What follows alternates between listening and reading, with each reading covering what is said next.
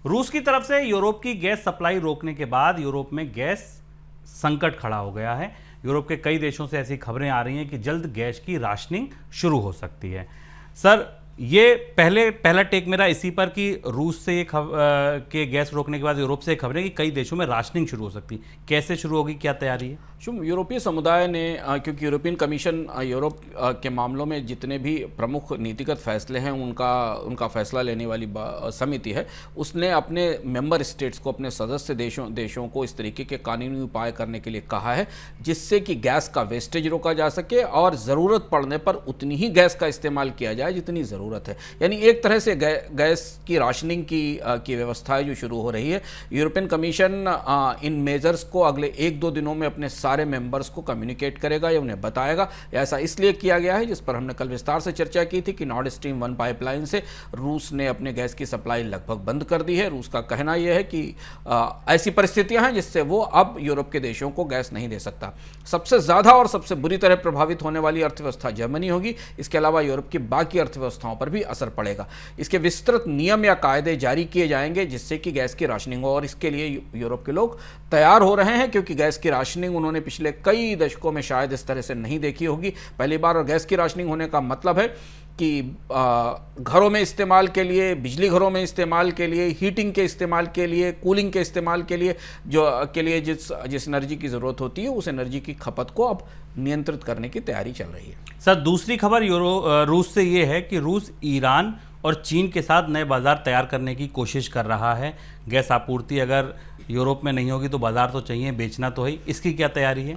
ये महत्वपूर्ण घटनाक्रम है जो पैरेलल चल रहा है, और तो पूरी दुनिया में, जैसे हमने लगातार मनी सेंट्रल में शुभ इस बात पर चर्चा की कि रूस को अब ये लग रहा है कि यूरोप और अमेरिका किसी भी स्थिति में उसे ना तो तेल बेचने देंगे बाजार में और ना गैस बेचने देंगे, और इसलिए उन सारे उपायों के बीच में जो एनर्जी वार है, इस एनर्जी वार में वो अपनी इकोनॉमी को इंसुलेट करने के लिए, बचाने के लिए नए तौर तरीके कर रहा है। और इसमें काफ़ी पेंच है जो अंतर्राष्ट्रीय डिप्लोमेसी में या कूटनीति के घटनाक्रमों को नए सिरे से लिख रहा है।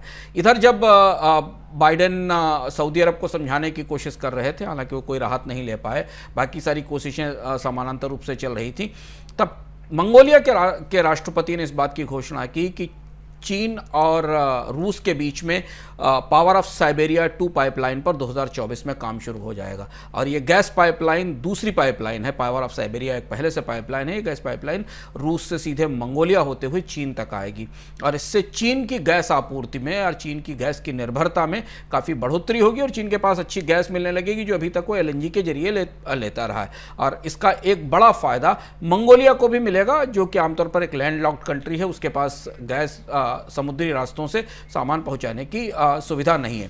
ये करीब 2600 किलोमीटर लंबी पाइपलाइन है जो 2030 से अपना काम करना शुरू कर देगी। तो ये तो पहली बात हुई जहां रूस अपने सस्ते तेल की आपूर्ति तो चीन को कर ही रहा है। चीन और भारत रूस के कच्चे तेल के बड़े आयातक हैं प्रतिबंधों के बावजूद भी। और दूसरी जो बड़ा घटनाक्रम है वो तेहरान में हुआ, ईरान में।